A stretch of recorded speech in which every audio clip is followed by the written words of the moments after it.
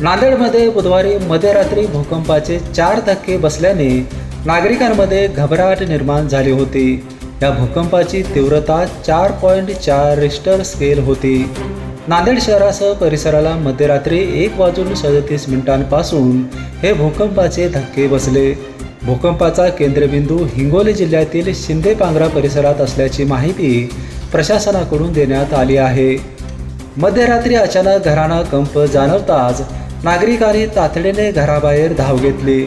मध्यरात्री 1:37 ते 3:23 कालावधीत हे भूकंपाचे धक्के स्पष्टपणे जाणवले.